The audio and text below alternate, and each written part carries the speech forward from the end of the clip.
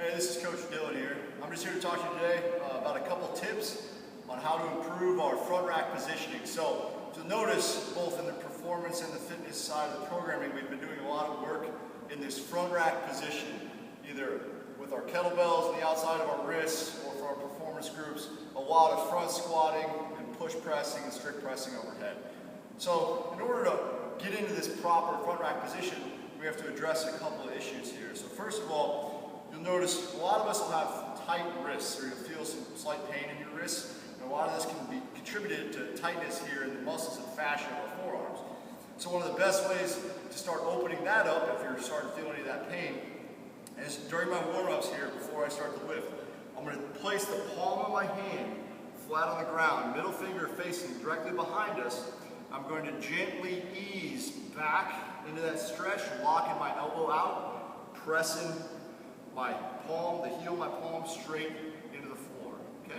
So you can just accumulate about a minute to 2 minutes each side there, kind of easing back each wrist, and then you'll relax.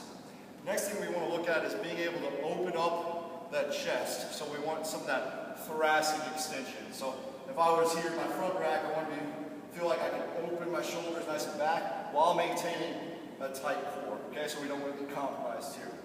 One of the ways we look at doing that is with our foam rollers, okay? So at the beginning of class here, when we're foam rolling our back, what I want to make sure I do is keep my hips pressed into the floor, abs tight, as I try and slowly extend vertebrae by vertebrae over the foam roller, okay? So I'm going to start here at about my mid-back, my lumbothoracic junction. I'm going to cross my arms across my chest. I'm giving myself a big hug here, pulling those shoulder blades apart. I'm going to take a deep breath in, and then breathe out through a straw as I try and extend my shoulders to the floor. Again, making sure to keep my abs tight, my hips down. So look like this. I'm breathing in, extending, breathing out, okay? And then as I get done with one, I'll move up one vertebrae, breathe in, and extend. And we're working in on loosen up that thoracic spine, okay? Next, we'll look at starting to loosen up our lats here. So for both our overhead work and our front rack work, we want to make sure our lats are nice and loose. So to do this, I can take a band. I'm going to have a band attached here. I'm just going to loop my hand through this band. Grab that and feel like I have my palm turned up to the sky here, up to the ceiling.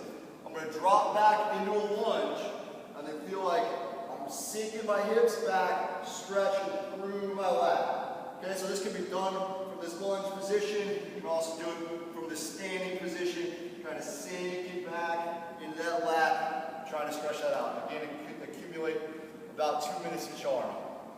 The last good one we'll look at here for that front rack position, you can do this as one of the last things you do when you grab a bar for your squatting, for your overhead pressing, is I'm going to grab a bar here in my front rack grip, okay? And you can do a couple warm-ups here, just driving my elbows high, but what we want to look at is I'm going to set the bar on my back here.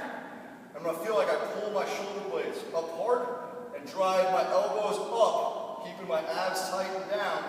And again, you should feel a pretty good pull in the back of your shoulders. And that's what we're looking for. Just stretch, breathe into that stretch, deep breaths, breathing out. And again, accumulate about 1 to 2 minutes there, just as you're warming up. So go ahead and give a couple of those a try, see if they don't improve that front rack positioning.